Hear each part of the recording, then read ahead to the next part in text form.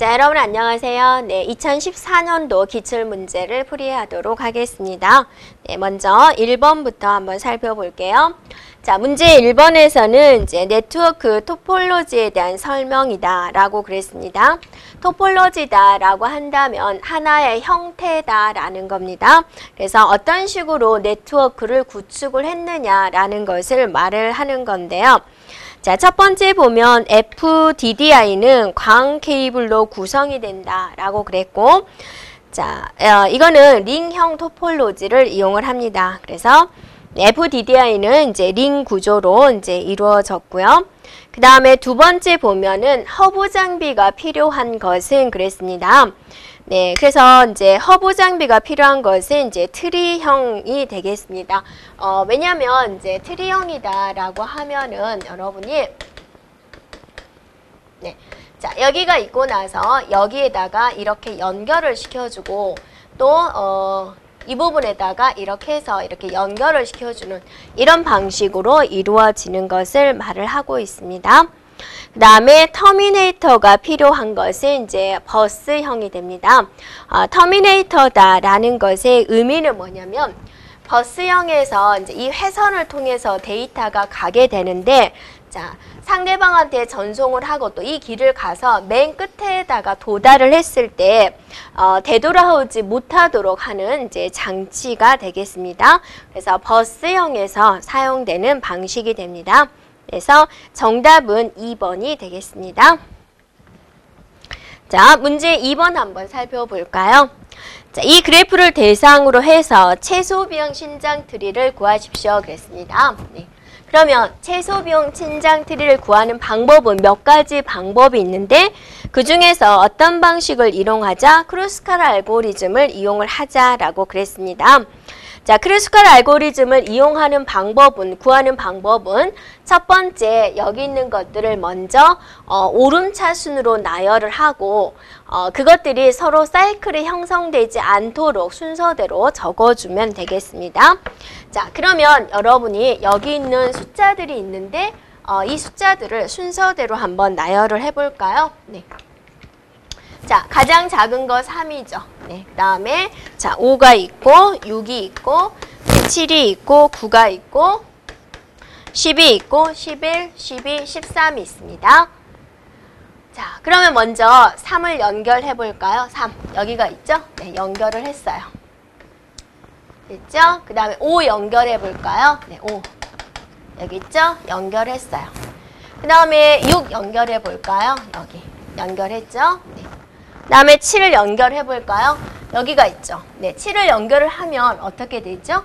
네, 사이클이 형성돼 버리죠. 그래서 7은 연결하면 안 되겠군요. 자, 9 연결해 볼까요? 네, 9 연결되죠? 연결했어요. 자, 10 연결해 볼까요? 네, 10 연결하면 어떠세요? 또 이렇게 사이클이 형성돼 버리니까 안 되는 거죠. 자, 11 연결해 볼까요? 연결하면 어떠세요? 또 이렇게 사이클이 형성되니까 안 되는 거죠. 자, 12 연결 가능한가요? 네, 가능하군요. 13 연결할까요? 13 연결하면 이렇게 사이클 돼버니까 안 되는 거죠. 네. 그래서 이것들을 모두 더한 것은 무엇이냐라는 거죠.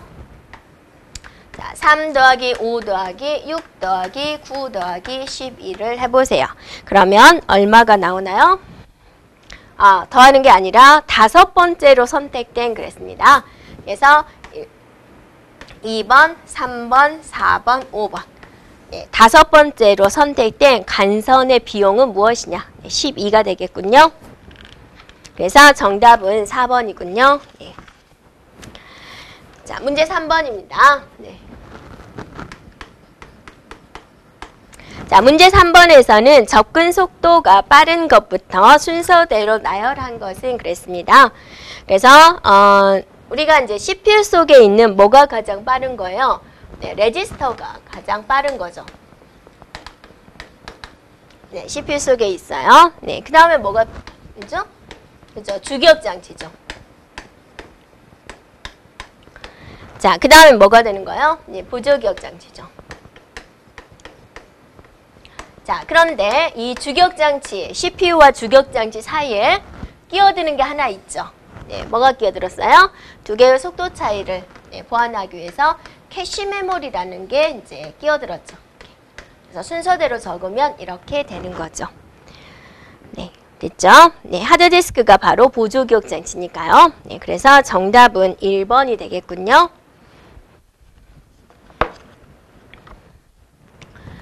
자, 문제 4번을 볼까요? 네.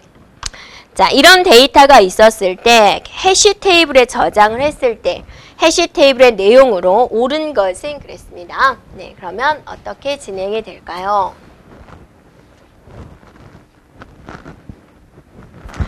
자, 그죠? 네.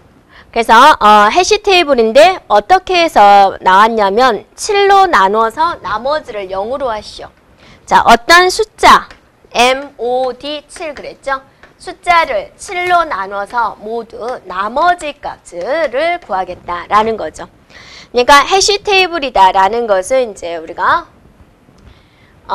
주소를 다시 잡을 때 쓰는 거죠. 이렇게 큰 주소에 있는 데이터를 이 작은 주소에다 넣으려고 하는데 다 넣지는 않고요. 이제 일부분만 이렇게 넣을 건데 얘는 이제 이런 자릿수가 되고 얘는 뭐 두 자리 이런 식으로 오는데 이 주소에 있는 값을 여기에 어디다가 집어넣을 것이냐. 그럴 때 사용하는 게 해시 테이블이 되는데 방법은 여러 가지가 있는 거죠. 그런데 얘는 7로 나눈 나머지 값을 취하겠다라고 그랬습니다. 그러면 이 예로 봤을 때 내가 만약 끝에서 두 자리만 취하겠다. 그럼 얘는 이제 01 번지에 저장이 되겠죠.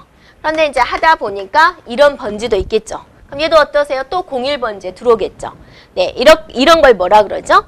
충돌이다 그거죠. 계산을 했는데 같은 주소값이 나온 거죠. 이런 걸 충돌이라고 하는데 이런 충돌이 일어나면 또 해결하는 방법이 있죠. 그 중에서 2차 조사법을 사용하겠다 그랬어요. 네. 2차 조사법이 무엇이냐?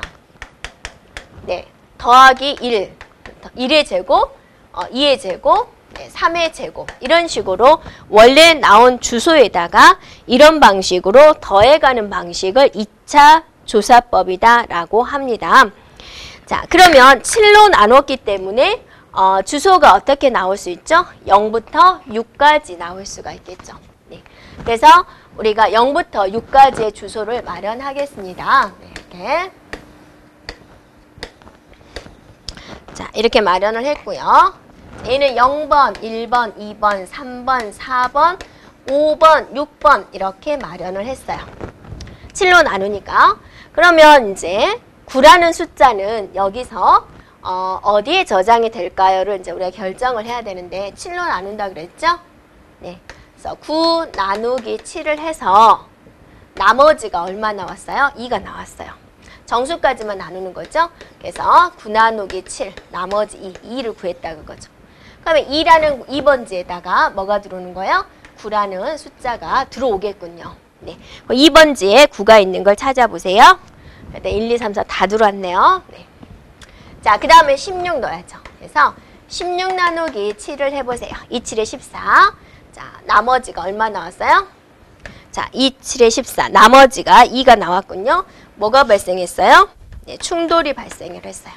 그죠? 2번지에 누가 있으니까. 그럴 때는 2번지에다가 어떠세요? 더하기 2를 하겠다라는 거죠. 그래서 3번지에 뭐가 들어갔어요? 16이 들어가군요. 3번지 16인 걸 찾아보세요. 1, 2, 3번 중에 나오게 되는 거죠. 네. 그 다음에 이제 2를 넣어요. 2 나누기 7을 하니까 2 나누기 7을 하니까 네. 그래서 2가 나오죠. 그래서 나머지가 2니까 2번지에 들어가려고 했어요. 그랬더니 어떠세요? 누가 있죠? 그러니까 더하기 2를 해요. 네. 그러니까 여기가 되는 건데 또 충돌이 일어나죠. 그러면 2차 조사법이니까 우리가 어떻게 한다고 그랬어요?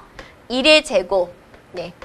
2의 제곱, 자, 2의 제곱, 그 다음에 3의 제곱 이런 방식으로 간다고 했죠. 그러니까 4를 더하는 거죠. 원래에다가 4를 더하세요. 네. 그럼 이제 몇 번지가 되는 거예요? 6번지에 들어가게 되는 거죠. 그래서 2의 제곱 4번지에 6이죠. 4를 더하니까 6번지에 뭐가 들어가게 되는 거예요? 2가 들어가게 된다라는 거죠. 네.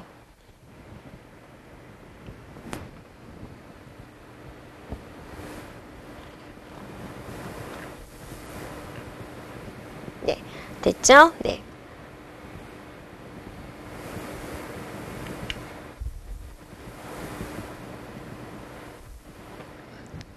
자, 그 다음에요. 이제 6을 넣겠습니다. 6. 자, 6 나누기 7을 해보세요. 자, 나머지 얼마가 나왔어요? 6이 나왔죠. 6 나누기 7을 하니까.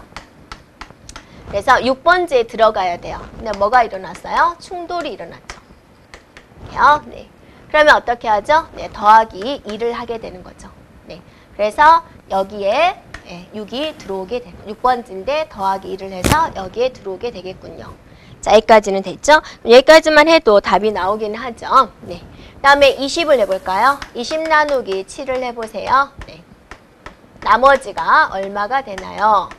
자, 6번지에 들어가야 되겠죠? 6번지에 들어가려고 했더니 어떠세요? 충돌이 일어났다 그거죠. 네. 충돌이 일어났으니까 여기다 뭘 해줘야 돼요? 네, 더하기 2를 해줘야죠. 1. 그러면 자, 여기에 들어가려고 하는데 얘가 어떠세요? 또 충돌이 일어나네요. 자, 더하기 2를 했어요. 그 다음에 뭐를 하죠? 충돌이 일어났으니까 더하기 2의 제곱인 4를 하게 되는 거죠. 네, 4를 하게 되면 몇 번지로 들어가게 돼요? 네, 여기에 들어가야 되죠. 네. 근데 또 어떠세요? 충돌이 일어났다 그거죠. 그러니까 이번 더하기 뭐 해줘야 돼요? 3, 3은 9. 9를 해줘야죠. 네, 9를 하니까 이제 몇 번지에 들어가게 되는 거예요? 1번지에 들어가게 되는 거죠. 그래서 20이 되는 거군요. 이렇게. 되겠죠? 네. 그래서 정답은 2번이 되겠군요.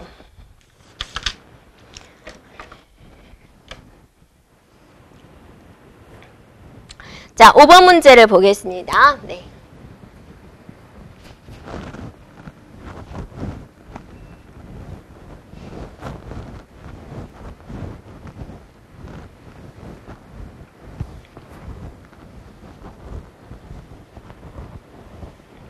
자, 5번 문제는 LRU 기법입니다.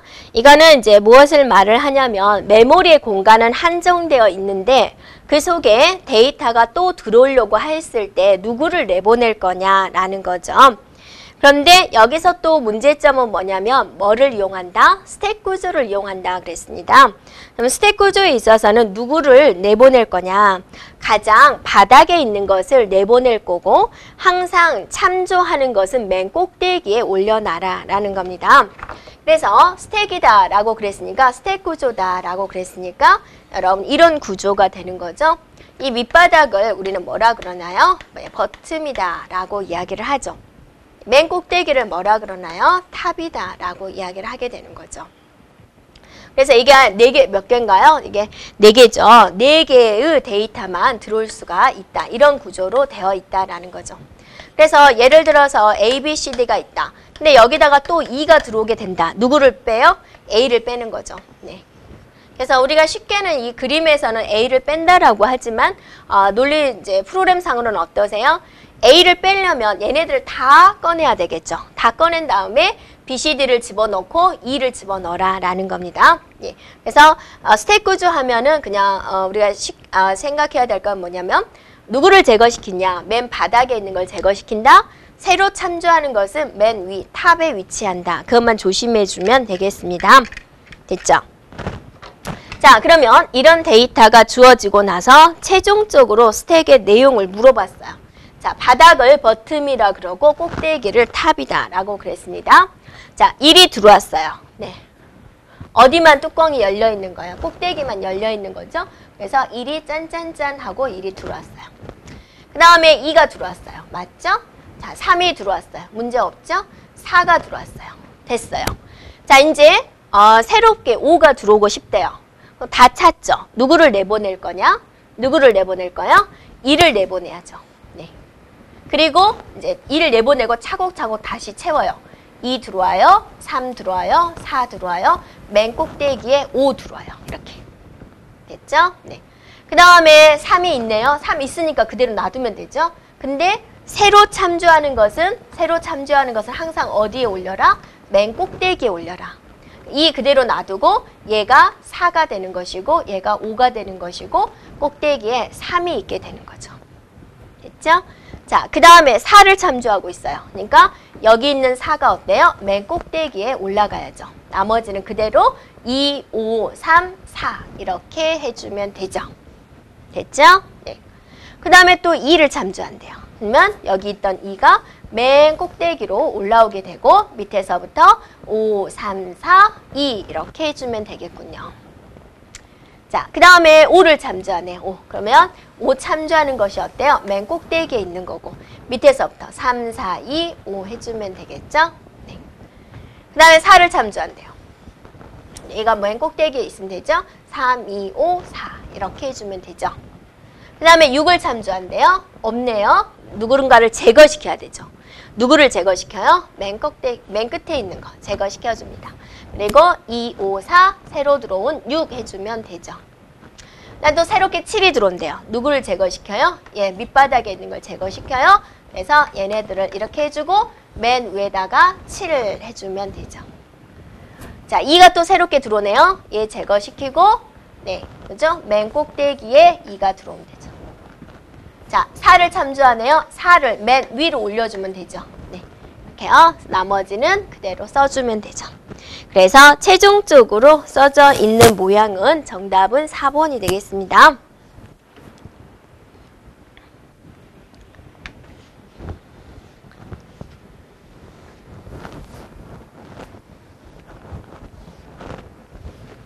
자, 이제 6번 문제입니다. 서비스 공격에 해당하는 것을 보기에서 고르십시오 그랬죠? 자, 서비스 거부 공격은 우리가 DOS 공격이다 라고 하는 거죠.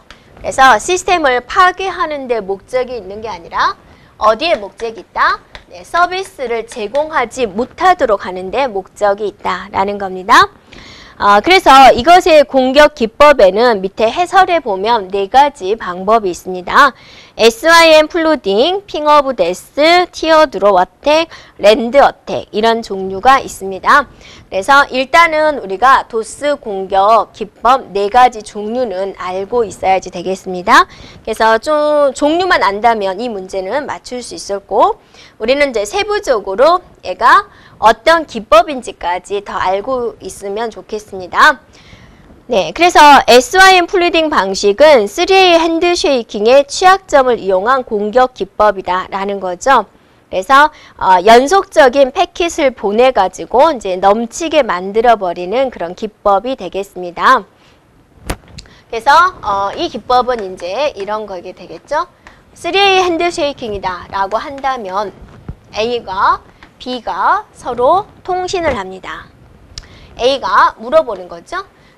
내가 너한테 전달할 게 있는데 준비가 됐니? 라고 물어봐요. 그럼 B가 준비됐어. 보내라고 응답 시간을 보냅니다.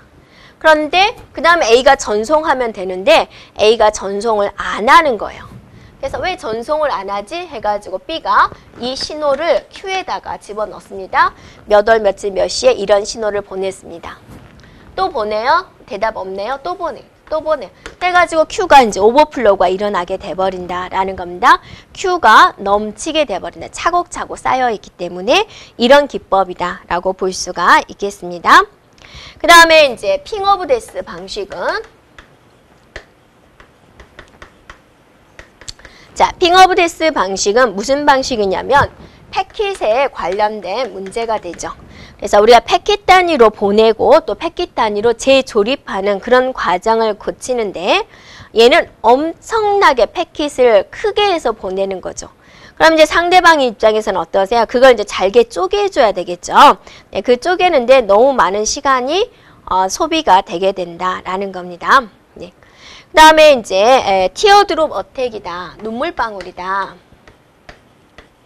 자, 티어드롭 방식은 뭐냐면 이것도 패킷에 관련된 건데 이것은 패킷의 크기잖아요. 엄청나게 큰 크기를 보내는 것이고 얘는 패킷을 이제 일부러 하나 빼버린다든지 하여튼 재조립을 못하게 만들어버리는 거야. 얘는 재조립하는데 굉장히 많은 시간 투자를 하게 되겠죠. 재조합을 못하게 만들어버리는 거예요. 네. 자, 그런 기법이 되겠고요. 자, 랜드 어택 방식은 무슨 방식이냐면 출발지 주소와 목적지 주소를 동일하게 만들어 버리는 거예요. 내가 내 자신한테 보내는 방식이 되죠. 네, 그런 걸 이용을 해서 공격하는 것이다 라고 보면 되겠습니다. 자, 문제 7번입니다. 네. 데이지 체인 우선순위 인터럽트 방식에 대한 설명입니다. 자, 인터럽트 우선순위를 이제 우리가 보는 방식에 소프트웨어적으로 판단하는 방식을 뭐라 그랬죠? 네. 그죠? 폴링 방식이다라고 그랬고, 하드웨어적인 방식으로 이제 판단하는 걸 뭐라 그랬죠? 네, 데이지 체인 방식이다라고 그랬습니다. 그래서 여기 문제에서는 이제 데이지 체인 방식에 대해서 말을 하고 있군요. 자, 인터럽트로 발생 시는 장치들이 병렬로 연결된다 그랬는데 직렬로 연결이 됩니다. 그래서 1번이 틀렸습니다. 자, 2개 이상의 장치에서 동시에 인터럽트가 발생되면 CPU는 이들 인터럽트를 모두 무시한다 그랬는데 우선순위가 높은 것을 채택을 하게 되는 거죠. 3번에 인터럽트를 발생시킨 장치가 인터럽트 인식 신호를 받으면 자신의 장치 번호를 중앙처리 장치로 보냅니다. 그래서 몇 번 컴퓨터에서 인터럽트가 발생을 했군요 라는 걸 판단할 수 있습니다.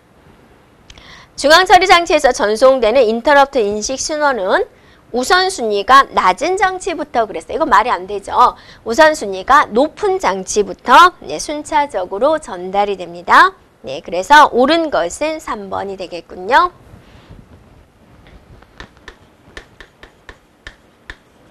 자, 문제 8번입니다. 자, TCP/IP 프로토콜 전송 계층인 TCP에 대한 설명으로 옳은 것은 그랬습니다. 우리가 인터넷에서 사용하는 프로토콜 중에 TCP가 있죠. 네. TCP 하면 우리가 뭐를 생각해 줘야 되냐면 얘는 전송을 하는 데 있어서 안전하게 꼼꼼하게 전송하는 걸 목적으로 합니다. 그래서 신뢰성 있는 전송을 하는 것이고 상대방한테 꼭 전달을 해줘야 돼요. 그래서 연결형입니다. 이것과 비교해가지고 여러분이 UDP가 있고 IP가 있죠. 네, 이것들은 이제 빨리 전달하는 게 목적이죠. 빨리 전달하는 거, 정확한 것보다는 빨리 전달하는 것. 그래서 비신뢰성, 네, 비연결형, 네, 두 가지를 이제 같이 기억을 해주면 좋겠죠. 그래서 비연결형이다, 틀렸죠. UDP보다 신뢰도가 낮다, 신뢰도가 높은 거죠. 송신할 데이터를 패킷 단위로, 인터넷은 패킷 단위로 전송합니다. 수신 측에서 잘못 전송된 패킷에 대해서 재전송을 요구할 수 있습니다. 네, 오류 제어, 흐름 제어 다 하고 있죠. 그래서 맞는 것은 디귿과 리을이 되겠군요. 됐죠? 네, 9번 문제 가겠습니다. 시언어 문제군요.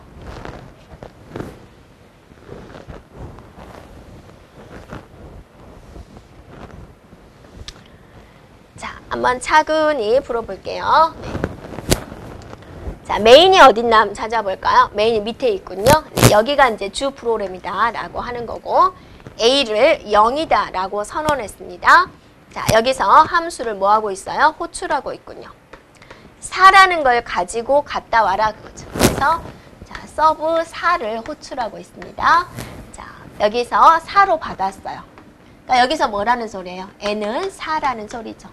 n이 0이냐? 아니죠. n이 1이냐? 아니죠. 그래서 여기를 수행하는 거죠. 네. 자, n이 뭐라고 그랬어요? 지금 4라고 그랬죠? 그래서 n 자리에 다 4를 넣어보세요. 그래서 얘가 지금 어떻게 이루어지냐면 자, 서브 3이죠? 4에서 1을 빼니까 3 더하기 서브 2가 되군요. 그래서 얘가 이렇게 수행을 하게 되군요. 그죠? 네, 하나죠? 하나. 그래서 이렇게 수행을 했어요. 여기서 다시 호출을 하고 있죠. 네, 그럼 다시 또 이걸 먼저 할게요. n이 4다, 3이다. 네, n이 3으로 받았습니다.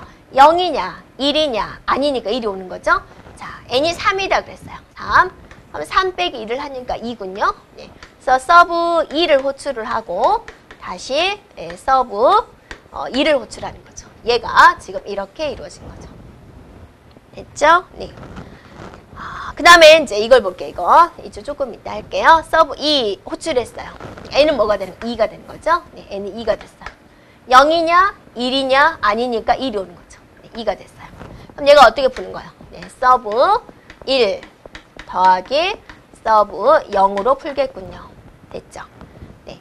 그러면 1이면 우리가 이 값을 찾을 수 있으니까 이제 여기가 끝인 거죠. 자, 그 다음에 이제 얘 할게요. 얘. 서브 1 호출해야죠. 있네요. 서브 1은 1이니까. 네. 됐죠? 이제 이거 해결하면 되죠. 서브 2 호출합니다. 서브 2. 그러니까 n이 2라고 생각해주면 되겠죠? 서브 2는 어떻게 풀었을죠? 서브 1 더하기 서브 0이다 라고 볼 수가 있죠. 네. 그럼 이제 여기서 서브 2를 호출하면 결과값이 얼마가 나오는 거예요? 1이면. 1이면 2를 가져가시오. 1. 0이면, 네, 0이면 0을 가져가시오. 0. 자, 얘도 1. 그죠? 얘도 1. 얘도 0. 다 더하기로 되어 있기 때문에 그냥 해주면 되죠. 1 더하기 0 더하기 1 더하기 1 더하기 0이니까 얼마가 되는 거예요? 네, 3이 되겠군요. 됐죠? 네, 그래서 9번의 답은 4번이군요. 네, 4번.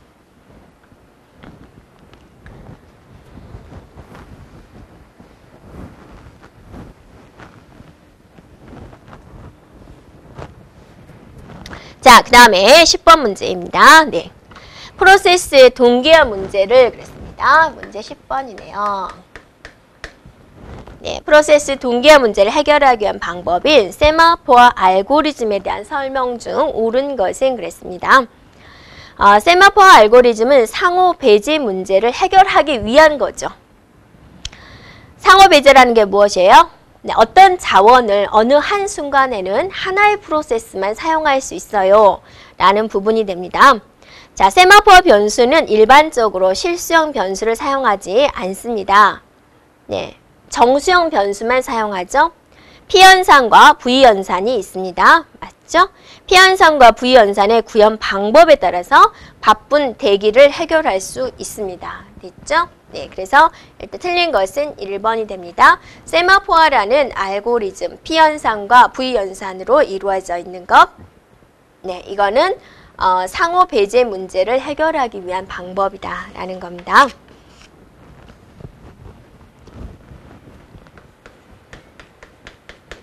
자, 문제 11번이 되겠습니다. 자, 시스템의 취약점을 활용한 공격 방법에 대한 설명으로 옳지 않은 것은 무엇일까? 라고 그랬습니다. 자, 1번에 보면은 1번에 무슨 공격이라고 써졌어요? 네, 스니핑 공격이다 라고 써졌죠. 그래서 스니핑 공격이다 라는 것은 뭐냐면 몰래 보는 거죠. 네, 몰래 듣는 거죠. 네, 도청, 엿보는 거. 뭘 엿봐요? 인터넷상에서 가장 중요한 게 뭘까요? 여러분의 개인정보가 되는 거죠. 그래서 아이디, 또 패스워드 이런 것들을 다 보고 있다 그거죠. 그래서 여러분이 키보드에서 누르는 글자들을 다 보고 있는 거, 이게 바로 스니핑이 된다라는 겁니다. 자, 이번에 보면 이스플로이트 공격이다 라고 나와 있는데요.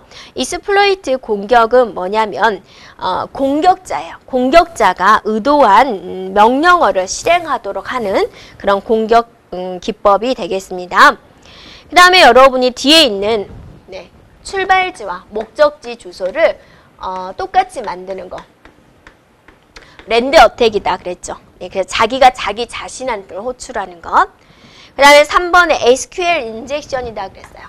SQL은 여러분이 이제 데이터베이스잖아요. 데이터베이스는 우리들의 소중한 정보가 들어가 있는 데이터들을 모아놓은 공간이란 말이에요. SQL 인젝션입니다. 삽입시켜버린다. 인젝션. 뭘 삽입시켜주냐? 필요 없는 명령어들을 삽입시켜준다라는 겁니다. 네, 그래서 그다음에 4번에 보면 XSS다라고 보여주죠. 네, 그래서 공격자에 의해서 작성된 악의적인 스크립트 게시물을 열람하는 다른 사용자에게 전달되어서 실행되는 취약점을 이용한 공격 기법이 되겠습니다. 네, 그래서 틀린 것은 몇 번이에요? 바로 2번이다. 그죠? 여러분이 보니까 어떠세요? 지금 계속 도스 공격에 대한 내용들이, 세부적인 내용이 지금 이렇게 출제가 되고 있습니다.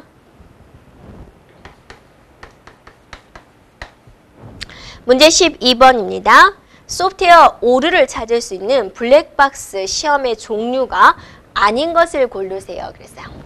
그래서 테스트 방식 중에서 우리가 크게 나눈다면 어떻게 나눈다라고 그랬어요?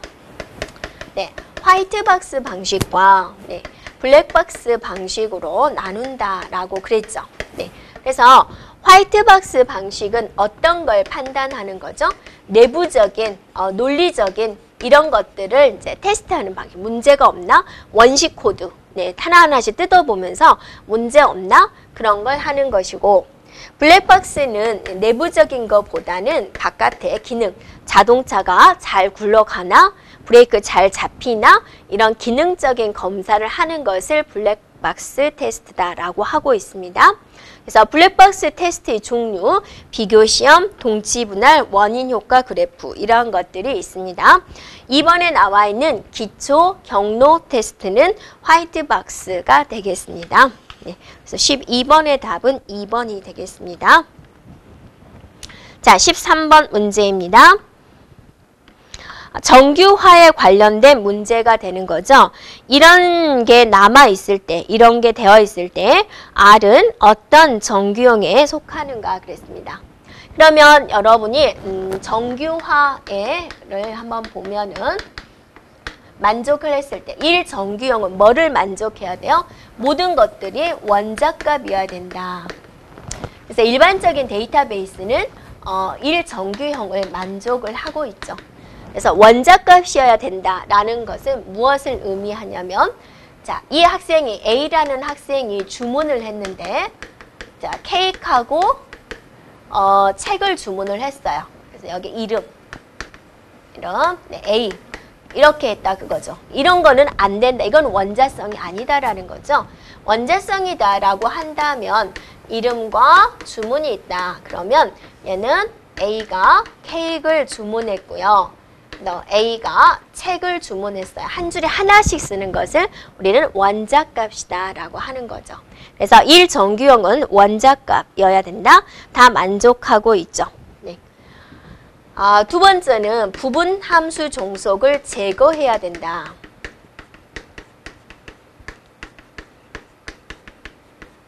네. 부분적 함수 종속을 제거하면 그렇게 된 거를 뭐라 그러죠? 네. 완전 함수 종속이다. 네. 부분적 함수 종속은 무엇이냐? 기본키가 하나 가지고 안 되는 거예요. 그래서 기본키를 두 개를 묶어가지고 기본키를 잡았어요. 그래서 A하고 B를 가지고 기본키를 잡은 거예요. 그래가지고 다른 속성들이 누가 있냐? C도 있고 D도 있고 E도 있고 이제 쭉쭉쭉 있겠죠. 네. 그래서 하나로만은 속성 하나로만은 기본키가 안 되니까 속성을 몇 개 섞어가지고 기본키를 만들었다 그거죠. 그런데 얘네들하고 속성을 따져봤더니 이 A 하나만 가지고 C를 지정할 수가 있네요. 이렇게요. 네, 저기서는 B로 했네요. 자, B로 해도 되죠? B라는 속성 하나만 가지고 A라는 속성을 지정할 수가 있네요. 네, 그러면 이거는 부분함수 종속이 남아있다라고 이야기를 합니다. 이럴 경우는 이제 테이블을 분리를 해야 된다라는 거죠. 그래서 여기 보면은 A하고 B가 기본키 두 개를 더해가지고 기본키를 만들어서 C도 지정하고 D도 지정을 했다 그거죠. 근데 기본키 중에서 하나의 속성으로 C를 지정할 수 있게 된 거예요. 그러면 얘는 테이블을 별도로 빼야 된다라는 거죠. 네, 그래서 저는 부분적 함수 종속이 남아 있어요. 부분적 함수 종속이 제거가 안 됐으니까 이 정규형이 못 되는 거죠. 이 정규형이 못 되니까 뭐죠? 1정규형인 거죠. 네, 그래서 1번이 답이 되겠습니다.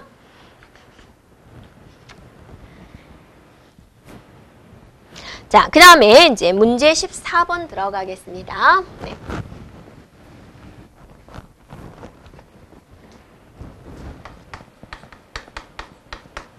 자, 문제 14번에서는 이제 설계의 도구에 대한 설명인데 종류 자체에 대해서 지금 물어보고 있죠. 네, 그래서 밑에 해설 한번 볼까요? 네, 구조적인 분석 방법은 자료 흐름도를 이용을 하고 객체를 분석하는 방법으로 유즈 케이스를 이용을 한다라는 거고, 그러니까 분석이다라는 것은 뭐예요? 사용자하고 가깝죠. 사용자가 내가 데이터베이스 구축을 의뢰를 했다. 또는 소프트웨어를 개발 의뢰를 했다. 그러면 사용자는 컴퓨터에 대해서 모르는 거죠. 그죠? 또 나의 개발팀에서는 사용자의 분야를 모르는 거죠. 뭐 의료 분야라든지 뭐 법조라든지 뭐 대학 부분이라든지 거의 돌아가는 방법을 모르기 때문에 서로 의사소통을 하겠죠. 그리고 이제 그것을 정리를 해야 되겠죠. 정리를 할 때 어때요? 그림을 그려가지고 정리를 해주는 게 좋죠. 그래서 사용자가 요구하는 분석하는 방법으로서 가장 많이 사용되는 게 구조적인 분석 방법으로는 자료 흐름도, 그림 그리는 거죠. 객체 분석 방법에는 유즈 케이스를 가장 많이 이용을 한다라는 거죠. 그러면 이제 그거 두 개를 가지고 분석을 했어요. 그럼 이제 설계로 넘어오는 거고, 설계는 어때요? 이제 전문가 쪽으로 가야 되는 거죠. 네, 그래서 구조적인 설계 방법으로서는 이제 구조도를 사용하고, 객체 설계 방법으로는 시퀀스 방법을 이용을 한다라는 겁니다. 그래서 보기에 있는 문제를 읽어본다면, 자, 시스템 분석을 위해서 구조적인 방법론에서는 데이터 흐름 다이어그램, 객체 지향 방법론에서는 유즈 케이스 다이어그램.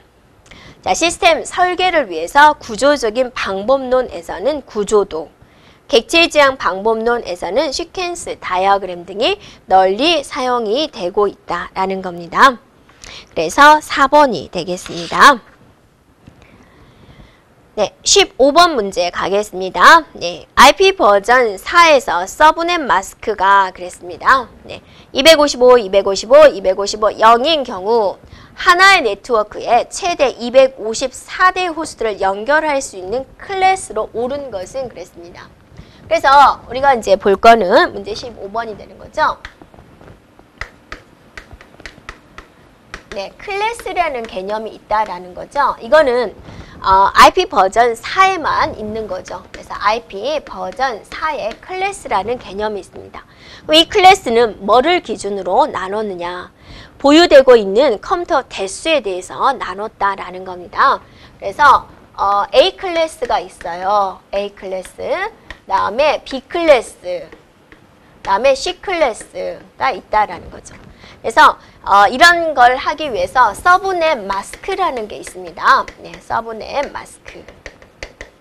그래서 C 클래스 같은 경우는 서브넷 마스크를 255, 255, 255, 0 이렇게 만들었다 그거죠. 이게 바로 뭐냐? 연결할 수 있는 컴퓨터 대수가 나오게 되는 거죠.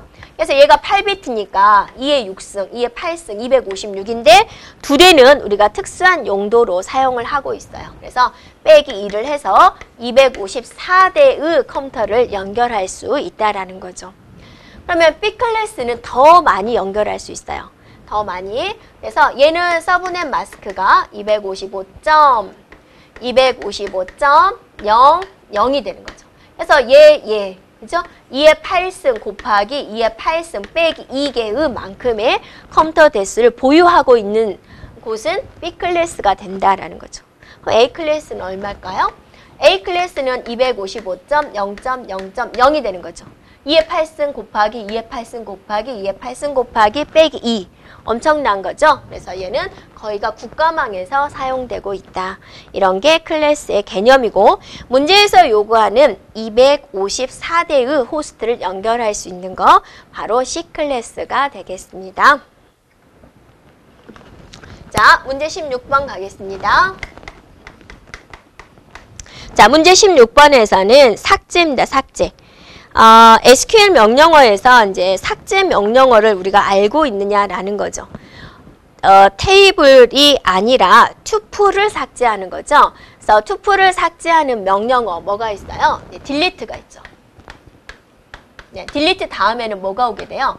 from이 오게 되죠. 네, 이렇게요. 그래서 딜리트 from 해가지고 여기에 사원이라는 테이블, 여기가 뭐가 되는 거예요? 네, 테이블 이름이 된다 그거죠. 그렇죠? where 뒤에는 뭘 쓰는 거예요? 네, 조건을 쓰는 거죠.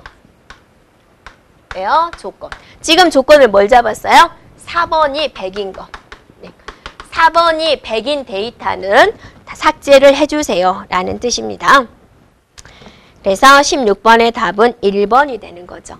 자, 드롭은 여러분이 어쩔 때 쓰죠? 여기서 쓰는 건 아니죠. 드롭은 테이블 자체를 삭제할 때 사용되는 겁니다. 그래서 네, DDL에서 사용되는 방식이죠. 네. 자, 17번 한번 볼까요? 네. 17번에서 자, 엑셀 문제가 되고 있습니다.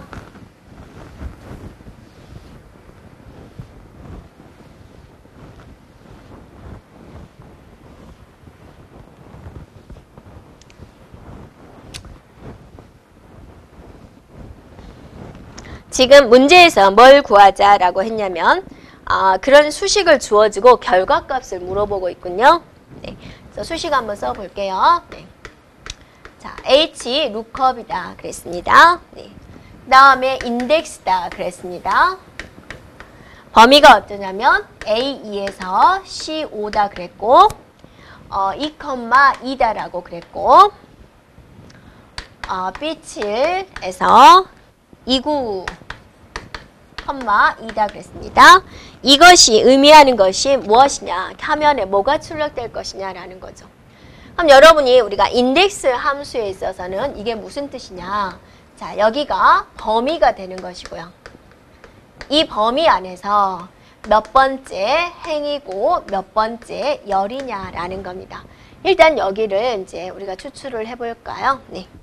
A2부터 C5다 그랬습니다. 여기서부터 이 사이에서 첨자가 1부터 시작합니다. 1행, 2행, 3행, 4행. 1열, 2열, 3열이죠. 2행, 2열의 값. 2행의 2열의 값이 1, 2, 3이 되는군요. 네. 그래서 여기 있는 인덱스에서 추출한 값은 C, 1, 2, 3이 됩니다. 자, 이제 H 루크업으로 들어갈 수가 있겠죠. H 루크업. 자, 이거는 뭐죠? 찾을 값. 이것 좀 찾아주세요. 찾을 값. 네. 자, 그 다음에 이제 얘가 뭐죠? 범위죠. 이 범위 안에서 자, 두 번째를 찾아주시오. 그만. 네. 그러면 범위가 B7부터죠? 네, B7부터 이 범위 안에서 자, C 1, 2, 3을 찾아가세요. 자, 이렇게 H 루크업이니까 이런 식으로 찾아가는 거죠. 자, 여기서 C 1, 2, 3을 찾았군요. 그래서 여기가 1번, 2번, 3번 두 번째를 추출해 주시오. 네, 그래서 화면에는 알고리즘이 추출이 되겠죠. 네, 그래서 4번이 되겠군요.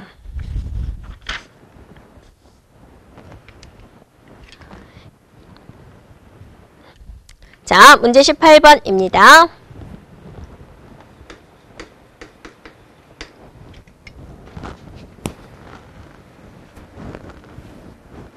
자, 문제 18번에서는 지금 뭘 보여주고 있냐면 공개 키 기반에 대한 설명으로 옳지 않은 것은 그랬습니다. 그래서 공개 키 하면 우리가 생각해 줘야 되는 게 있죠. 그리고 문제가 여러분이 보니까 항상 어떠세요?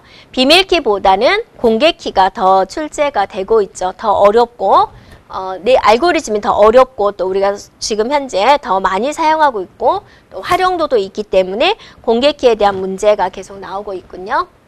자, 공개키에서는 우리가 이제 생각해 줘야 될 게 뭐냐면 기본적으로 생각해 줘야 될 게 뭐냐면 키가 두 개구나. 됐죠? 또 알고리즘은 RSA 알고리즘을 사용하고 있구나. 그럼 키가 두 개인데 하나는 뭐 할 때 쓸까? 하나는 암호화할 때 쓰는 것이고 또 하나는 해독할 때 쓰겠다라는 거죠. 네. 그러니까 키가 암호화할 때는 누구나 다 알고 있는 공개키. 네. 너도 나도 알고 있는 공개키로 암호화를 하는 것이고 해독하는 것은 본인만 알고 있는 개인키. 왜냐면 그 문장을 해독해가지고 내가 봐야 되는데 다른 사람도 다 봐버리면 안 되잖아요.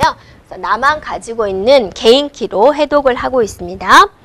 자, 그럼 1번 볼까요? 네, 인증기관은 공개키 인증서의 발급을 담당합니다. 공개키 기반 구조는 부인 방지 서비스 제공이 가능합니다. 부인 방지다라는 것은 이제 거짓말하지 못하게 하는 거죠. 내가 이메일을 보내놓고 난 그런 이메일 보낸 적 없어요 라고 하는 것들. 자, 세 번째, 공개키로 암호한 데이터는 암호화에 사용된 공개키로 해독하는 것이 아니라 자신만이 가지고 있는 개인키로 해독을 하는 거죠. 네, 그래서 옳지 않은 것은 3번이 되겠습니다. 공개키 기반 구조는 공개키 알고리즘을 통한 암호화와 전자서명을 제공하는 복합적인 보안 시스템 환경이다 그랬습니다. 자, RSA를 이용을 해서 뭐를 만든다? 전자서명에서 얘가 이 알고리즘이 이용이 되고 있다. 근데 전자서명에서는 암호화할 때는 나 혼자 서명을 하는 거잖아요. 그래서 나 혼자 개인키를 사용하고 이거를 해독할 때는 누가 해독하는 거예요? 다른 사람들이 해독을 봐야 되는 거죠. 이거 진짜 당신이 서명한 거 맞느냐라는 걸 봐야 되겠죠. 그래서 이거는 공개키로 한다. 전자서명에 이용되는 알고리즘은 이런 식으로 한다라고 보면 되겠죠. 네. 자, 19번 문제 보겠습니다. 네. 관계 대수에 관련된 문제가 되군요. 자, 먼저 해석을 한번 해본다면, 자, 구매와 상품을 조인하시오, 합하시오라는 거죠. 그 다음에 가격이 40 이하인 걸 찾아내시오. 그 중에서 고객 번호와 상품 코드의 속성만 표시하십시오. 이렇게 되어 있습니다. 자, 그러면 이게 구매 테이블이고요. 이게 상품 테이블입니다. 먼저 이걸 첫 번째 수행하게 되는 거죠. 구매와 상품을 조인하시오. 그러면 일단 구매를 다 써요. 고객 번호 쓰고 썼죠? 상품 코드 써요. 됐죠? 그 옆에다가 상품 테이블을 붙여요. 상품 코드가 P1이다. P1의 상품 코드. P1의 상품 코드에 비용 얼마. 그죠? 가격 얼마. 이런 식으로 이제 자기가 붙여주는 거죠. 이게 바로 조인인 거예요. 네. 자, 조인. 그럼 됐죠? 조인 됐죠? 네. 그러면 이제 끝났어요. 이 중에서 가격이 40 이하인 걸 찾아내요. 40 이하인 거, 네, 40 이하인 거, 40 이하인 걸 찾아내요. 네. 그러면 나왔죠? 하나 나왔죠? 그 다음에 두 번째 나왔죠? 네. 그 다음에 세 번째 나왔죠? 찾아냈어요. 여기까지 됐죠? 그 중에서 이제 모든 속성을 표시하지 않고 고객 번호와 상품 코드 속성을 찾아내요. 그러니까 화면에 표시할 게 고객 번호라는 속성과 상품 코드라는 속성을 찾아내시오라는 거죠. 네. 그러면 정답이 나오가나요? 네. 그죠? 3번처럼 되겠죠.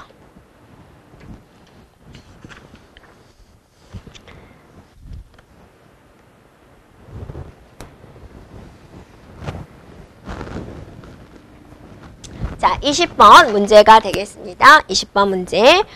소프트웨어 생명 주기 중 프로토타입 모형에 대한 설명으로 옳은 것은 그랬습니다. 자, 프로토타입 모형이다. 생명 주기 모형 중에서 이제 우리가 대표적으로 배우는 게 있었죠. 그 중에서 이제 프로토타입이라는 것은 모형물을 먼저 만들어서 사용자에게 보여주는 거죠. 그러면 사용자가 조금 더 이해하기 쉽고 서로 대화를 통해서 또 이렇게 변경해 가는 방법을 말을 하는 거죠. 자, 프로토타입 모형의 마지막 단계는 설계다. 여러분, 뭔가 우리가 구축을 할 때 설계는 보통 언제 하나요? 앞부분에 있어요? 뒷부분에 있어요? 앞부분에 있죠. 네. 그래서 마지막 단계가 아니겠죠. 네, 마지막 단계는 구현이 되고요. 발주자가 목표 시스템의 모습을 어쩐다? 미리 볼 수 있다가 되는 거죠. 네.